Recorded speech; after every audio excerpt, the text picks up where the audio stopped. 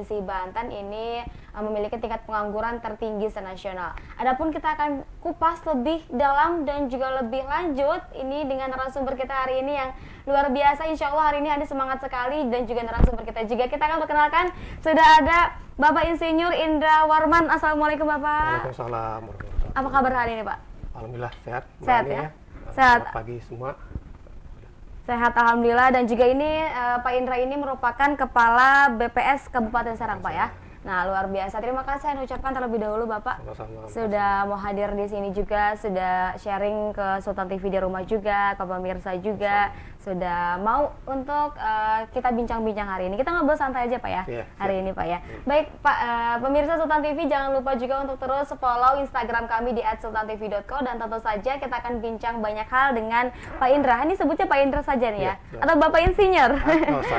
Pak Indra saja ya, oke siap. Bapak bisa sambil diminum nanti kok tehnya, bisa boleh, juga nanti apa pemirsa Sultan TV juga. Mungkin yang pertama ini pengen tahu terlebih dahulu nih Pak, Bapak aktivitasnya kesehariannya seperti apa nih Pak kegiatannya? Ya, saya dari BPS Kabupaten Serang. BPS kan Badan Pusat Statistik ya. Kebetulan diamanahkan menjadi pimpinan di sana.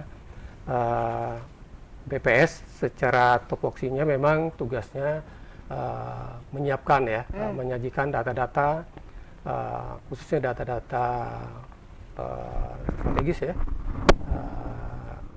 yang banyak digunakan oleh berbagai pihak ya, pemangku kepentingan, baik pemerintah, swasta, kalangan mahasiswa dan sebagainya. Ya, untuk perencanaan, untuk tugas akhir ya, untuk analisa pasar dan sebagainya. Saya kira beberapa itu yang kami harus menyiapkan data itu. Gitu. Jadi sehari-harinya saya sama teman-teman ya kita merencanakan, yang melakukan pelatihan petugas, lalu petugas kita ke lapangan gitu ya, mengumpulkan data baik itu pendekatan ke rumah tangga ataupun ke institusi atau perusahaan gitu, untuk mendapatkan data-data itu. Baik, luar biasa. Jadi aktivitas setiap hari di BPS Kabupaten Serang Pak ya. Ini kan sekarang lagi masa pandemi nih Pak. Nah, Bapak ke kantor setiap hari atau work from home atau seperti apa bekerjanya? Ya, sesuai dengan apa ya edaran ataupun protokol COVID-19 ini, sama di semua instansi pemerintah memang kita diatur, ya artinya di kantor tuh tidak dianjurkan untuk kita jaga jarak ya, jadi mungkin sekitar 50% saja. Jadi kami juga mengatur demikian, namun demikian secara work from office-nya sebenarnya BPS itu bisa 100%, cuma separuhnya itu di lapangan gitu. Di lapangan, baik. Di lapangan itu juga kami ingatkan untuk tetap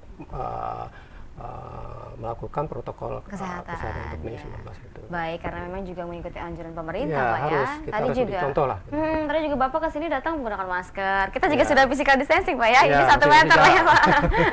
1 meter. Nah, pemirsa Sultan TV ini kita akan bahas tentunya Pak sesuai dengan tema yang nanti kita akan bahas nih Pak ya. Kan kita hari ini akan bahas mengenai potret pengangguran di Kabupaten Serang sendiri lebih khususnya, atau mungkin nanti bisa dikomparasi di Provinsi Banten juga gitu, bisa dilihat bagaimana datanya. Namun sebelum ke situ, Hani pengen tahu terlebih dahulu nih, mungkin pemirsa Sultan TV di rumah juga pengen tahu. Kan pasti BPS setiap harinya punya data statistik gitu ya, Badan data statistiknya. Nah, ini pasti punya, dan juga kan ini masa-masanya kan sudah sekarang katakanlah masa transisi ke kenormalan baru atau new normal. Sebelumnya kan masa pandemi. Nah, kalau ada perbedaan nggak Pak kegiatan atau mungkin pekerjaan atau hal-hal lain yang dilakukan BPS ketika masa sebelum pandemi, bisa diceritakan Pak? Ya benar Mbak Ani ya, kita banyak melakukan perubahan tata kelola proses bisnis pengumpulan data ya. Yang sangat mendasar adalah tahun ini kita melakukan sensus penduduk ya, tahun 2020. Itu awalnya itu kita merekrut sekitar 3.000 petugas rencananya. 3.000 petugas Pak? Perencanaan anggarannya ya. Lalu akan mendata dari rumah ke rumah dengan pertanyaan yang sangat lengkap ya. Baik aspek perumahan atau kependudukan. Nah, itu lakukan penyesuaian ya, kebetulan ada refocusing anggaran. Sekarang kita hanya merekrut sekitar 900 petugas. 900? Dan pelaksanaannya juga agak disederhanakan. Kita hanya kalau bisa hanya di depan pintu saja, lalu menanyakan beberapa karakteristik tentang keberadaan rumah tangga dan sebagainya. Gitu. Nah, secara umum juga demikian, survei lain juga disesuaikan gitu. Banyak juga kita lakukan survei secara daring ya, online. Jadi kalau perusahaan seperti industri, survei industri, yang bisa punya kontak, kita minta mereka mengirimkan data melalui email dan sebagainya.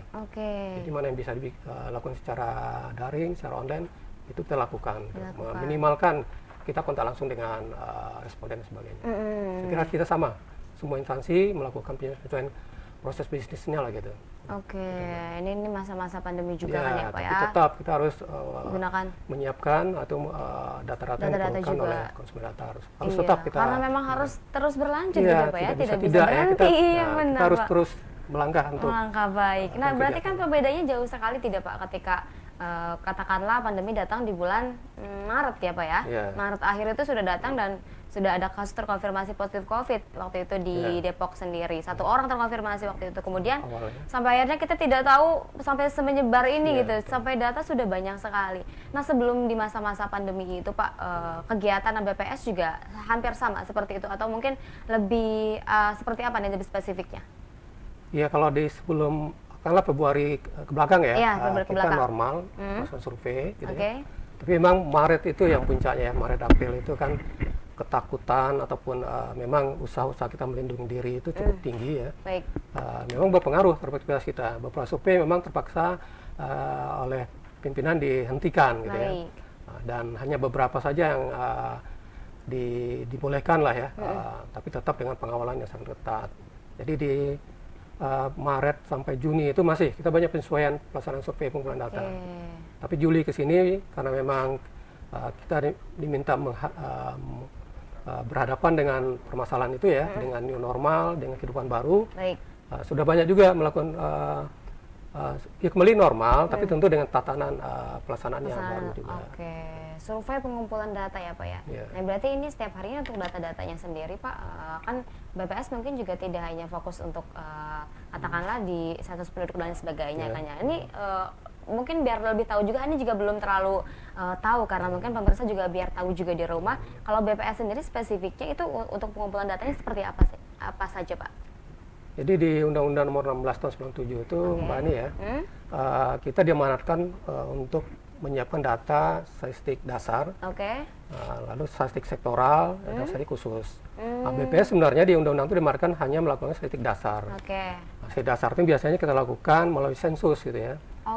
Tapi statistik sektoral itu diharapkan stakeholder atau pemangku kepentingan, ya dinas pertanian yang spesifik data pertanian, sosial, itu mereka dibolehkan di undang itu harus melakukan. Jadi nggak dibebankan pada BPS semua gitu ya. Namun demikian ada perjalanannya itu memang beberapa sektor itu ya keterbatasan karena bukan topoksi mereka. Mereka masih kurang melakukan itu. Akhirnya BPS juga melibatkan diri untuk itu. Jadi akhirnya kita banyak survei sektoral lah gitu ya, dalam rangka memenuhi kebutuhan data itu. Berarti membantu yang lain juga begitu. Maksudnya apakah mereka artinya juga tadinya itu diamanatkan undang itu berbagi tugas gitu ya. Karena misalnya di kesehatan dia perlu survei khusus tentang penyakit ya. Mereka lebih memahami kan keilmuannya atau konsep definisinya, jadi lebih mudah ya. Tapi namun demikian kita banyak ya, kita juga bekerjasama dengan dinas itu, BPS sebagai leadingnya melaksanakan dibantu oleh dinas instansi melakukan survei sektoral itu. Berarti BPS juga ikut turun tangan dan juga libatkan diri juga begitu Pak ya? Iya, karena sekarang Presiden kan juga memunculkan istilah satu data ya. Data itu memang setiap instansi sektoral itu melakukan, juga mereka harus berkoordinasi dengan BPS, dengan Kominfo di kabupaten kota gitu ya, sebagai wali data. Jadi itu dengan demikian BPS bisa mempublikasi data yang kumulasi sektoral. Jadi pada masyarakat membutuhkan data, diharapkan masyarakat ke satu portal atau ke satu BPS, padahal sumber data bisa dari dinas instansi gitu ya, sampai dari BPS. Itu dalam rangka satu data. Jadi diharapkan juga tidak data sesuatu hal ya kita sama menggunakan data instansi ini atau BPS. Luar biasa. Berarti tadi satu data BPS bisa tahu semua data yang ini Pak. Ya intinya demikian ya. Kita juga lakukan pembinaan sektoral atau pesuatan melakukan survei, harusnya dia melaporkan Mbak Ani ini. Jadi melaporkan itu dalam artian kami melakukan survei ini, di kami kedepannya akan tersedia data ini. Jadi BPS bisa menyampaikan ke masyarakat kan, kalau data tertentu ya kalau portal dalam portal ya kita sampaikan buka di portal ini. Kalau enggak ke dinas ini bisa gitu. Jadi ini dalam rangka juga tanggung jawab BPS sebagai koordinasi ya. Koordinasi juga walaupun di tingkat Pemda itu ada untuk pengumpulan data sektoral di Pemda, Diskominfo yang sebagai wali datanya. Gitu. Diskominfo itu wali data. Kalau di Pemda seperti itu Pak? Ya di Pemda. Diskominfo wali datanya. Tapi BPS juga BPS nanti sebenarnya mengkompilasi itu tidak harus BPS ke dinas pertanian, kesehatan, cukup menghubungi wali data mengkompilasi dinas instansi karena mereka punya ininya ya, jalur koordinasinya gitu, itu lebih mudah gitu pelaksanaannya. Oke, tapi kenyataannya Bapak juga harus menghubungi pertanian, kesehatan lain sebagainya. Sebagian udah mulai bagus ya, untuk Serang ya, kita dengan Diskominfo sudah cukup bagus kerjasamanya gitu. Kita ada pertemuan forum data gitu ya, tapi tetap ada juga yang kita langsung ke lapangan dan sebagainya. Oke, luar biasa langsung juga ya. Oke lah, harusnya juga kan melaporkan juga ke BPS gitu Pak ya? Ya, melaporkan itu hanya memberitahukan saja bahwa kami ada melakukan ini. Jadi sistem rujukan statistik namanya itu. Namanya sistem rujukan statistik. Oke. Siap, luar biasa sekali. Nah, kita tentu saja ini Pak menyangkut data, mungkin kita akan bahas tentang data tingkat pengangguran di Kabupaten Serang lebih khusus ya Pak ya. Nah, ini kan katakanlah di masa pandemi yang seperti ini, walaupun memang kita sekarang sudah di masa normal baru, pemerintah pusat sudah menyatakan bahwa kita mencoba harus normal baru gitu, bisa melakukan aktivitas seperti biasa, tetapi harus tetap menggunakan protokol kesehatan gitu, harus gunakan masker, cuci tangan, cek suhu tubuh dimanapun gitu, baik di tempat-tempat umum, kafe, perkantoran, jaga jarak dan lain sebagainya kan.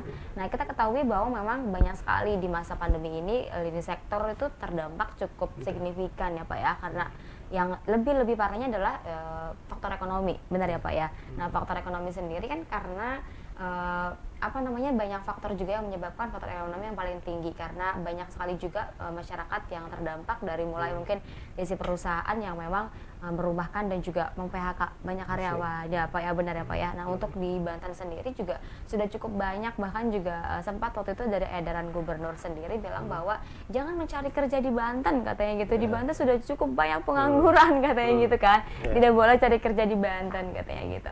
Nah, ini melihat kondisi itu nih Pak di Kabupaten Serang dan juga Banten lah khususnya gitu kan. Banten memang benar menjadi salah satu, bukan salah satu ya, bahkan dilihat Hani, kalau Hani melihat data gitu Pak, di datanya kan sebelumnya di tahun sebelumnya tuh jadi tingkat pengangguran tertinggi adalah Provinsi Banten itu secara nasional. Tapi itu benar ya Pak ya? Ya, betul. Benar ya. Provinsi Banten jadi yang pertama secara nasional. Itu pun katakanlah tadi kita sempat berbincang juga di belakang bahwa di tahun selanjutnya akhirnya menurun, tetapi tetap menjadi yang pertama, gitu ya, masih menjadi yang pertama. Adapun di tahun ini juga demikian Pak. Ini ada juga yang katakanlah katanya di Banten masih tetap menjadi pengangguran tertinggi gitu senasional. Ini cukup miris gitu kalau Hani sendiri gitu melihat ya, sebagai anak muda gitu ya, yang berkecimpung di dunia pekerjaan dan lain sebagainya. Teman-teman juga ada yang baru lulus juga dan lain sebagainya. Kita melihat itu Pak. Nah, ini masih terkait tentang data-data tersebut mengenai tingkat pengangguran sendiri di Provinsi Banten ini kondisinya seperti apa nih Pak? Kalau ingin tahu terlebih dulu sebelum kita ke Kabupaten Serang, seperti apa Pak di Banten? Ya, memang data ketenagakerjaannya ya, yang lebih tertariknya biasanya adalah penganggurannya ya. Memang dilakukan oleh BPS itu melalui survei Angkatan Kerja Nasional, namanya Sakernas gitu ya. Sakernas. Dan itu dilaksanakan setahun itu 2 kali ya, di bulan Februari, kemudian di bulan Agustus, setiap tahun kita lakukan. Nah, cuma yang di bulan Februari itu sampelnya agak banyak, yang bisa memunculkan angka provinsi saja. Nah, di Agustus ini dan baru kita baru selesai ya, nah, itu sampel cukup banyak dan insya Allah nanti ada muncul angka kabupaten kota gitu ya. Dan dari survei inilah yang tadi Mbak Ani sampaikan, memang benar ya, Provinsi Banten khususnya memang masih menduduki angka pengangguran tertinggi.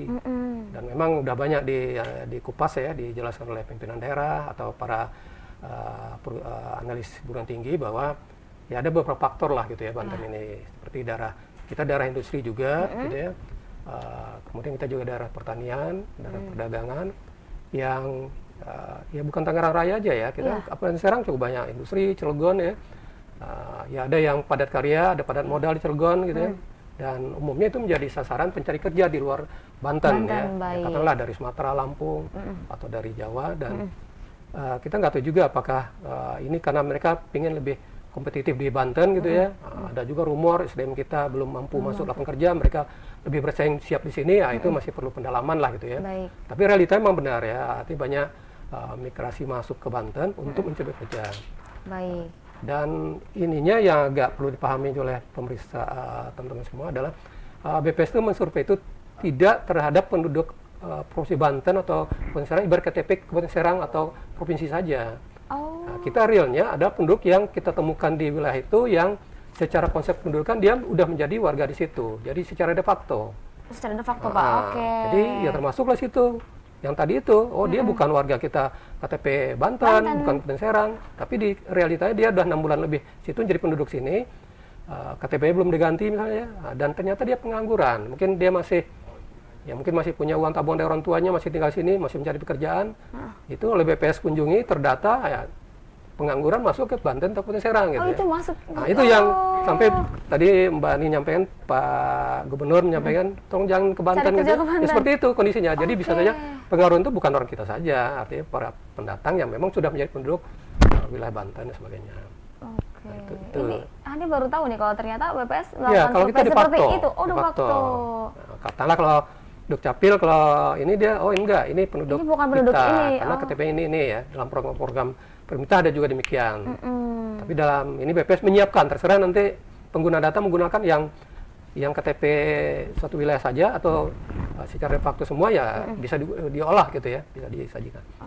Tapi BPS menyiapkan kedua kondisi data demikian. Berarti di Banten sendiri benar ya Pak, ini bahwa tingkat pengangguran cukup tinggi, tertinggi. Ya, realita itu kita harus akui ya. Provinsi Banten tertinggi, ya, kemudian Jawa Barat masalah karena memang juga DKI ya, itu daerah tujuan pencari kerja. Dan terendah itu nggak salah Bali gitu ya. Bali terendah, oke. Baik, melihat itu Pak, tadi Bapak katakan bahwa memang padahal di Banten sendiri industri cukup bagus, kemudian juga pertanian, perdagangan, mumpuni lah katakanlah gitu ya.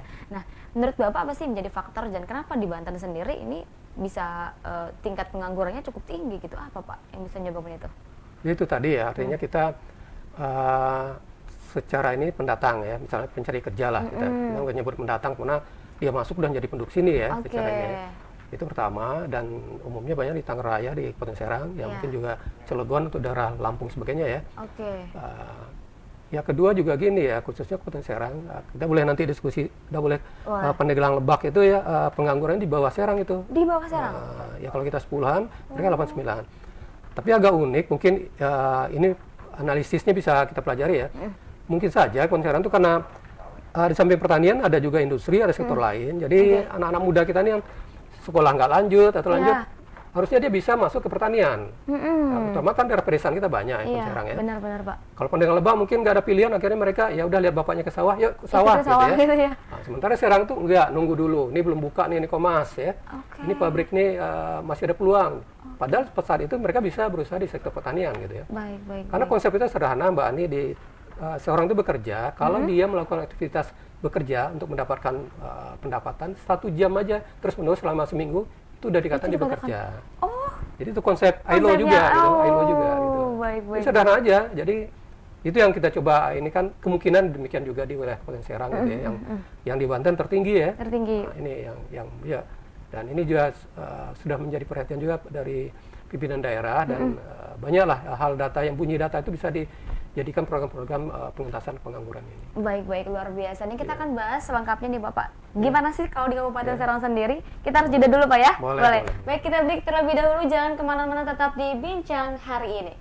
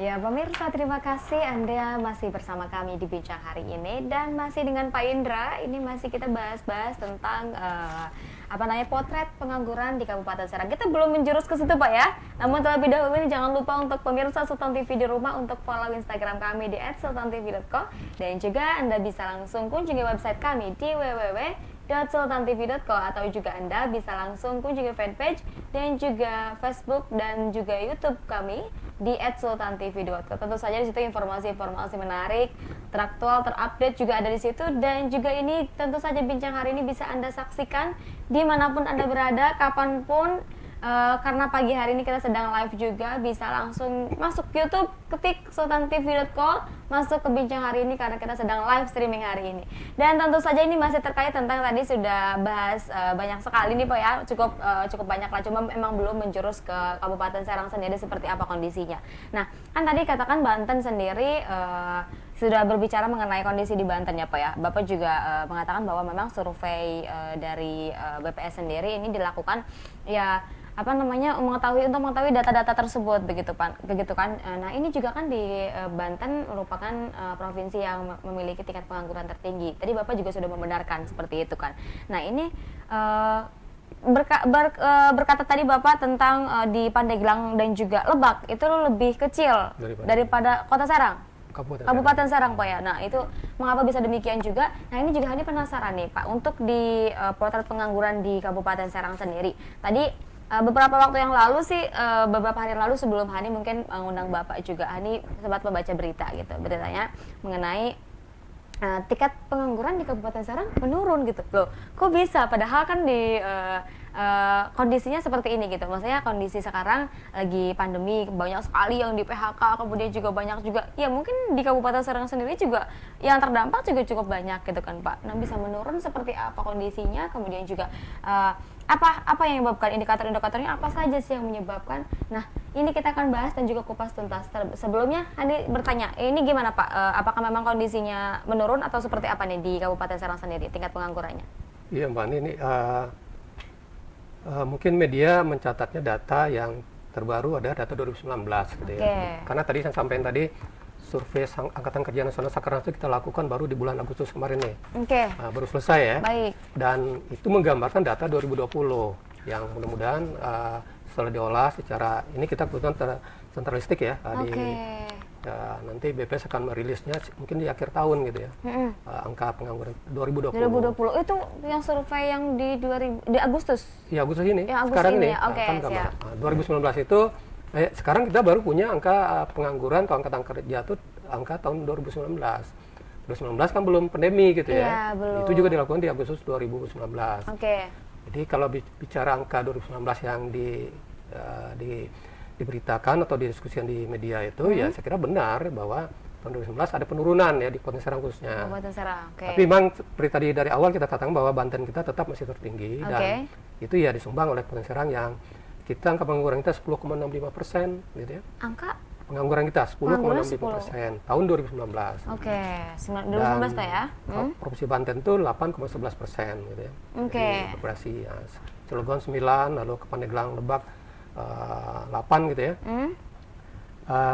Dan kalau dikatakan bahwa terjadi penurunan, benar. Tahun lalu itu kalau dibandingkan dengan 2018, Kabupaten Serang itu terjadi penurunan pengangguran cukup signifikan, 2,13%. Cukup signifikan ya Pak? Signifikan. Sementara kalau kita lihat di kota-kota lain hanya 0, gitu ya. Di kota lain itu maksudnya Kabupaten Lebak bukan, atau Pandeglang hanya turun, justru Pandeglang Lebak itu naik ya, 0,38, 0,36. Kemudian di Kabupaten Gerang turun 0,79, Kabupaten Serang itu turun 2,13%. Kabupaten Serang? Ya, Kabupaten Serang. Dan Banten itu turun hanya 0,41. Bantennya ya Pak ya? Masih tertinggi tapi turun ya, 0,41. Gitu ya. Jadi kalau di berita itu turun benar angka yang kita survei itu, dan nanti kita coba lihat kenapanya. Tentu BPS bisa memotret ya, detailnya kenapa-kenapanya mungkin juga bisa ditambahkan dari teman-teman lain di sektoral lah gitu ya. Tapi secara angka benar ya, kita kemarin ada dirilis oleh BPS, terjadi penurunan signifikan di tahun antara 18-19. Kalau kita rujuk ke 2015-19 terjadi penurunan dari 2012 itu ya. Walaupun tapi yang agak signifikan itu di 18-19.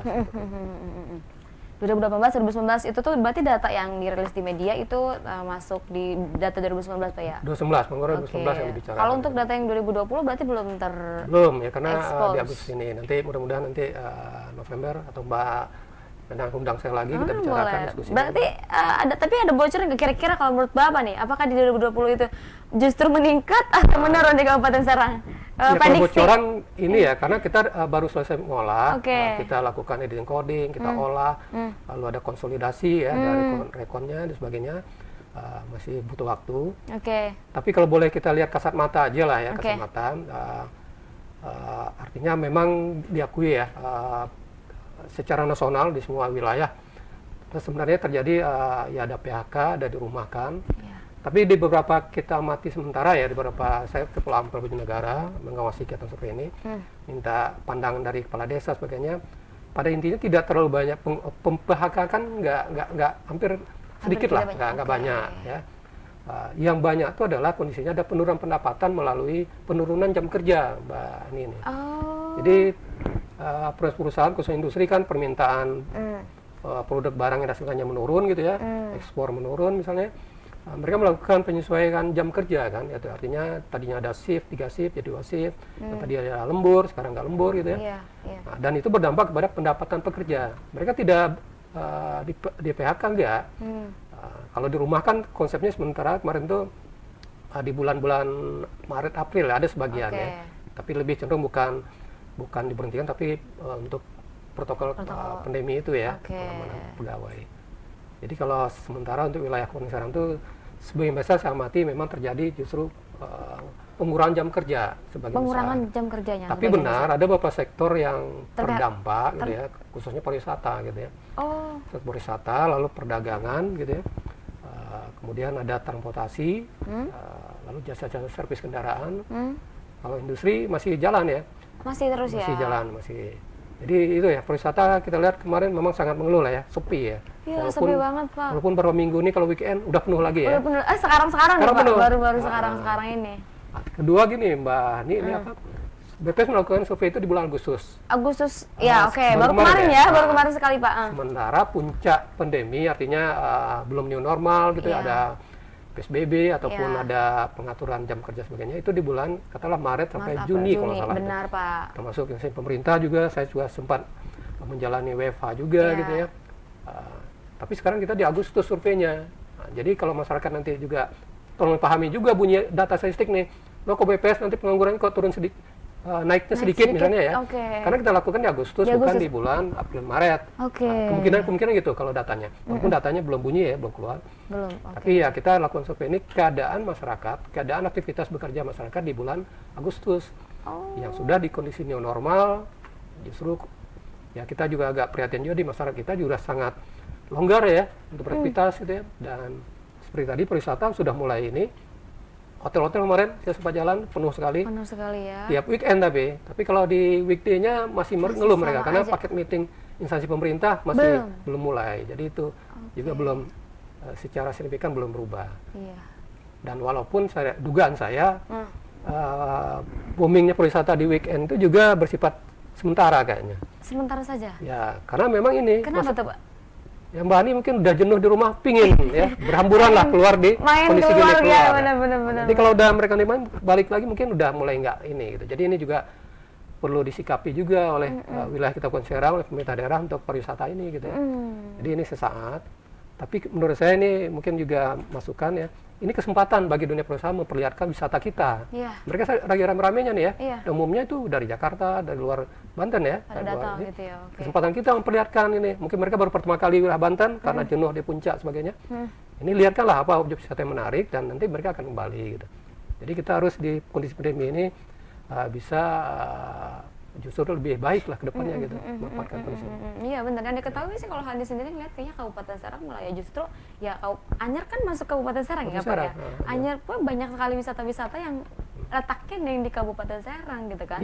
Dan itu terkenal dan juga ya terdampak yang cukup signifikan, baik itu dari sisi ya pendapatan ataupun bahkan para pengusaha juga mengeluh gitu. Maksudnya mengeluh karena memang kondisi pandemi ini tidak ada yang datang ke pantai, tidak ada yang bermain dan lain sebagainya. Cuma sekarang mungkin karena eranya kenormalan baru, orang-orang sudah mulai bosan dan jenuh, katakanlah tadi Bapak ya pengen keluar lah gitu, pengen keluar sejenak buat beraktivitas dan juga pengen menikmati refreshing gitu kan, walaupun memang di weekend gitu. Itu berpengaruh juga sih memang Pak. Iya, pengaruh sekali. Aktivitas di Agustus sudah mulai ya kita survei. Ya kami juga mendengar ya hotel-hotel itu merumahkan kebanyakan karyawannya, dan kadang-kadang juga menjadi catering deh. Ya, tidak lagi mungkin diantar makanan dari hotel ke pemesannya di rumah atau di mana gitu. Jadi banyak menyesuaikan lah gitu ya. Jadi saya kira ini kita nggak tahu apakah ketangkap nanti aktivitas di pariwisata khususnya, tapi kegiatan kita lainnya juga udah mulai normal ya. Baik, sudah mulai normal juga, walaupun memang harus gunakan protokol kesehatan. Iya benar, itu juga benar, jangan terlena ya. Tamu kita banyak di wisata, justru mendatangkan masalah baru di wilayah kita juga gitu. Tapi sejauh ini sepertinya masih terus terapkan ya Pak ya? Apa ada yang masih bandel-bandel juga? Kalau di Banten sendiri, pelaku usaha yang besar saya kira ada banyak melakukan penyiapan ya, sarana prasarana untuk COVID ini. Tapi memang di menengah ke bawah yang kita masih perlu kontrol, perlu pengawalan dari pemerintah daerah lah kayaknya. Baik. Tadi sudah sampaikan bahwa memang benar juga nih di Banten sendiri tertinggi, sedangkan di Kabupaten Serang itu kurun waktu 2018-2019 itu menurun ya Pak ya? Menurun. Nah, jika dilihat dari angka-angkanya Pak, bisa dijelaskan nggak dari kota-kota lain mungkin yang lebih detail dan lebih jelas di Pandeglang seperti apa, di Lebak seperti apa, Cilegon dan juga di Banten sendiri seperti apa nih Pak? Tingkat-tingkat hasil dari data statistiknya seperti apa?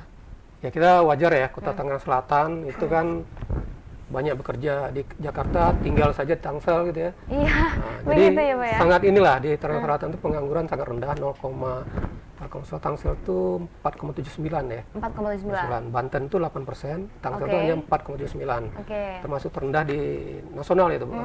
Nasional terendah.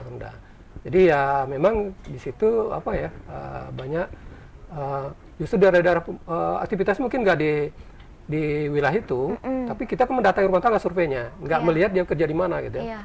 Nah, sementara di kita yang agak unik nih Mbak Hani ini Kota Serang ya, kenapa juga tinggi, mungkin juga bisa itu pusat pemerintahan wilayah pusat pemerintahan masih berada di Kota Serang. Iya benar. Jadi SDM kita ya, PNS-nya itu sekitar 8.000, itu sekitar 80% tinggal di wilayah Kota Serang, tidak di Kota Serang. Termasuk saya gini, saya kerja di Ciruas, tapi saya penduduk Kota Serang. Iya. Nah, jadi pas saat survei itu saya nggak ditemukan, saya warga Kota Serang. Kota Serang jadinya, padahal di Kabupaten Serang. Ya, jadi makanya katakanlah 6.000 yang bekerja di sektor pemerintahan itu tidak menjadi tenaga yang bekerja di wilayah Kota Serang. Iya. Dan ini satu-satunya di Banten.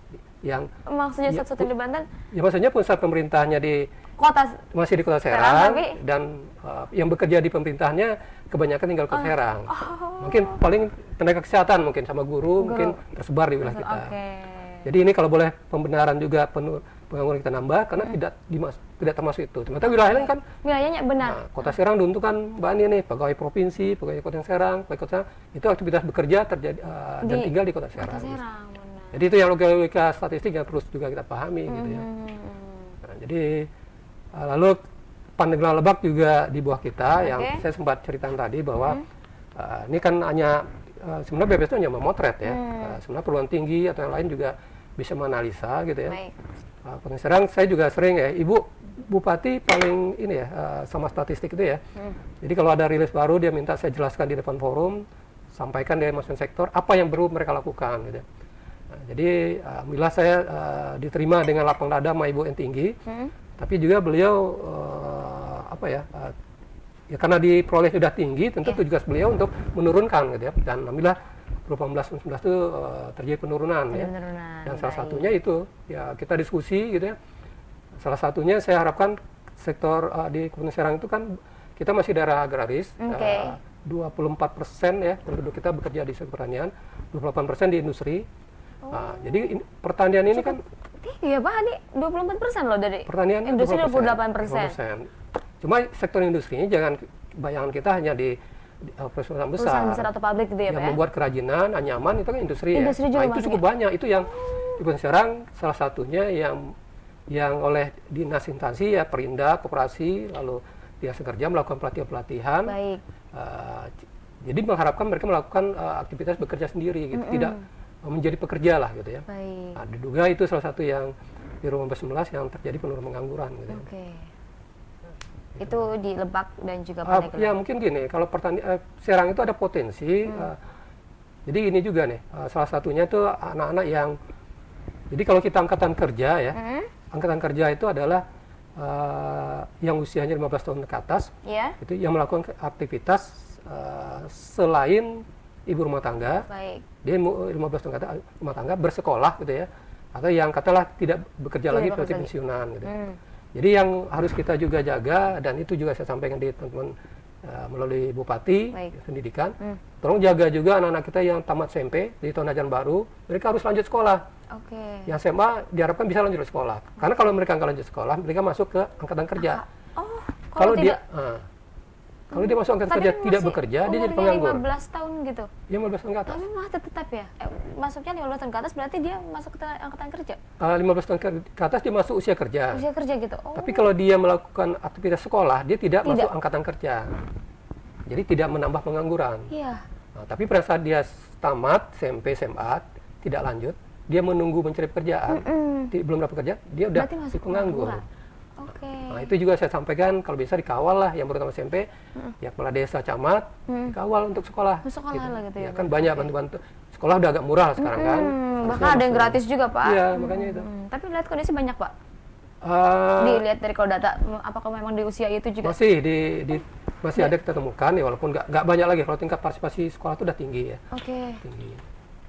Tapi itu menjadi ini, terutama SMA biasanya. Kurang tinggi kan. Kalau SMP, SMA udah cukup bagus.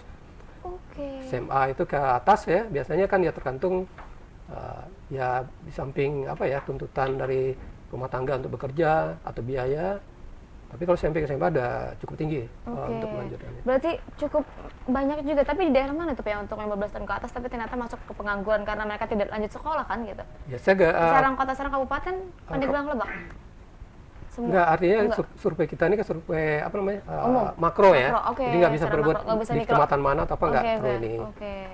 Tapi masih gitu. Tapi dugaan kita nggak bisa juga, biasanya tergoda ya. Wilayah Cikande, Keragilan misalnya ya, yang tadi dia ini udah kamu lamar aja kerja atau sebagainya, nggak usah lanjut gitu ya.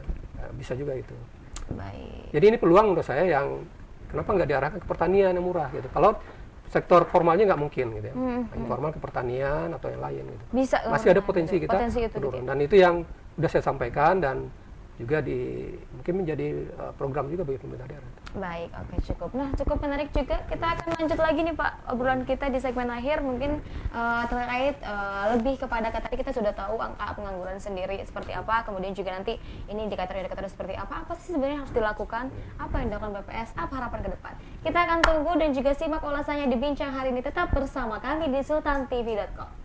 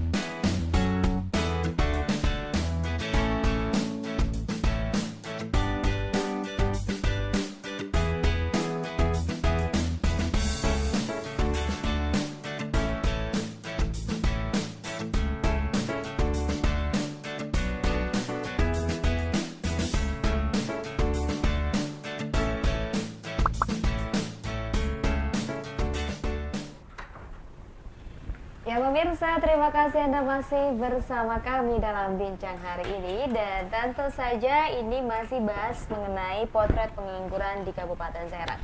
Tadi juga sudah disampaikan, kita masih dengan Pak Indra.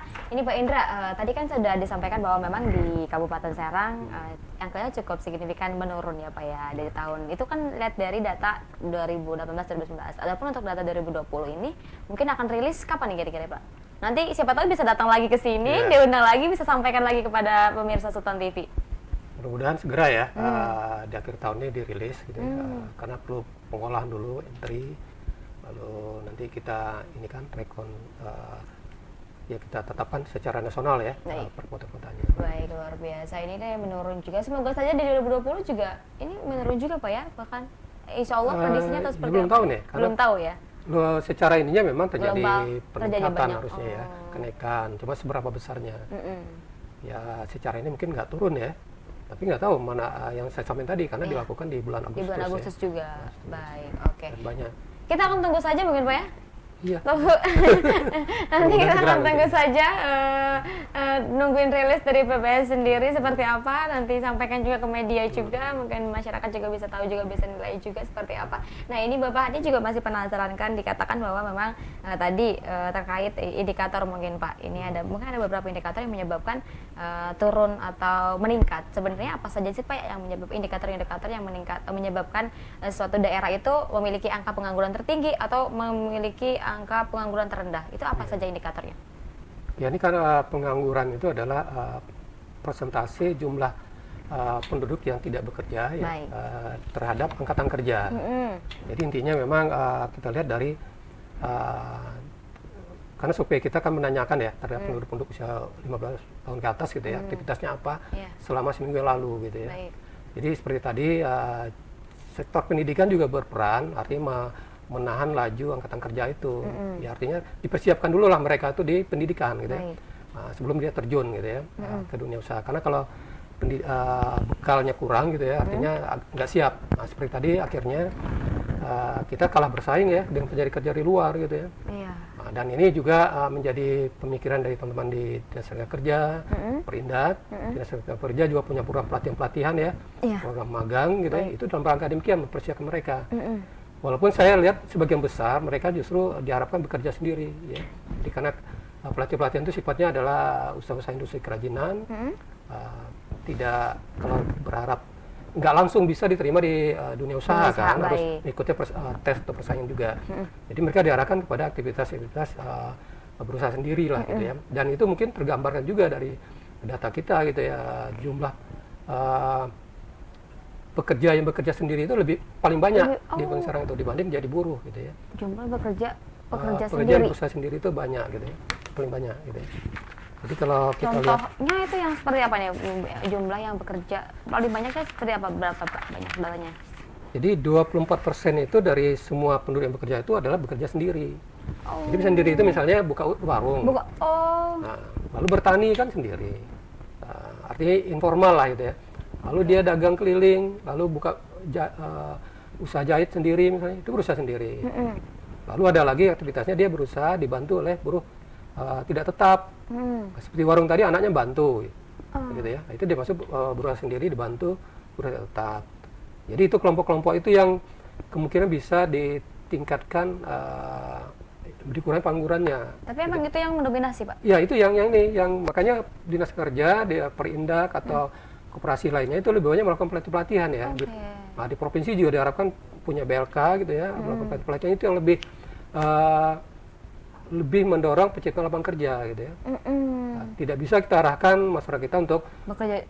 Kalau perguruan tinggi mungkin persiapkan mereka untuk bekerja di perusahaan dan sebagainya misalnya. Tapi kalau pelatihan itu diharapkan mereka bisa mandiri gitu ya, menciptakan lapangan kerja. Gitu. Sendiri, dan itu yang lebih bisa ditambah nanti sokongan modal atau bantuan sekarang lebih banyak kan ya, bantuan usaha gitu ya, ada banyak fasilitas kredit gitu ya, dan itu sejalan lah ya pelatihan dilakukan, bantuan modal ataupun sarana-sarana diperbanyak, saya kira itu penciptaan lapangan kerja yang mendongkrak lah ya, yang mendongkraknya begitu, mengurangi angka pengangguran ini.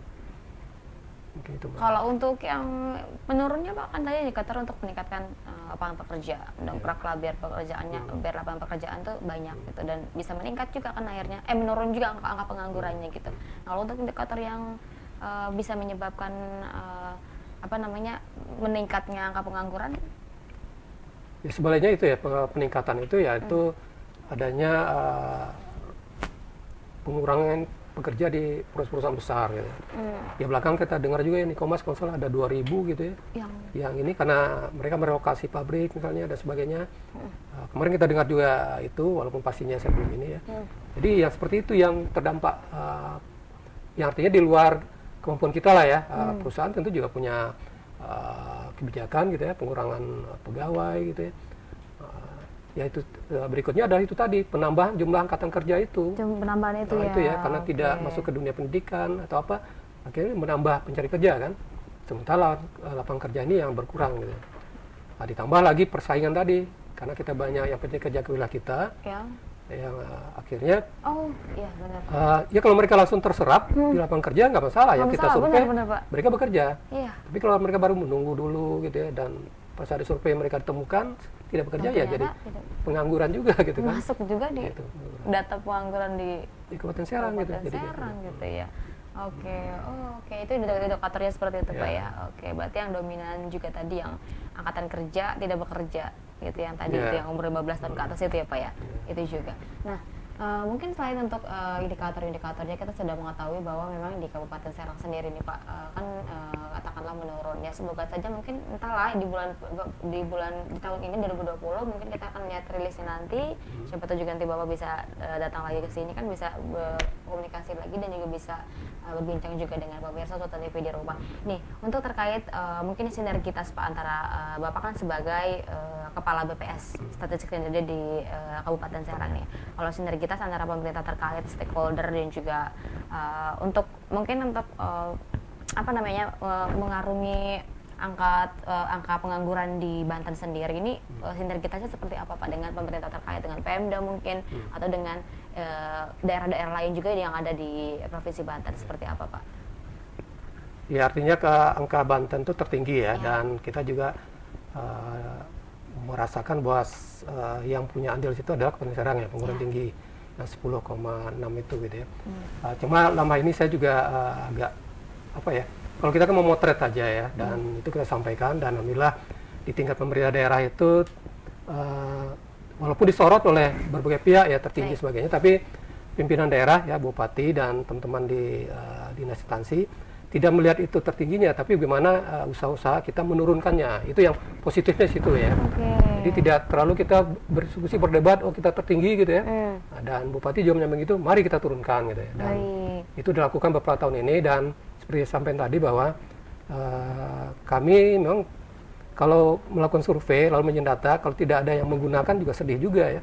Biaya udah banyak, ditaruh aja di website gitu ya, nggak ada yang lihat atau mendiskusikan juga ini ya. Nah, tapi selama ini kami dengan Diskominfo di Kabupaten Serang cukup intens ya, kita ada forum, dan setiap BPS merilis yang angka kabupaten itu, baik IPF, tenaga kerja, kemiskinan, saya sering diundang lah oleh pemerintah daerah dan biasa dihadiri langsung bupati. Kita mendiskusikan angka itu.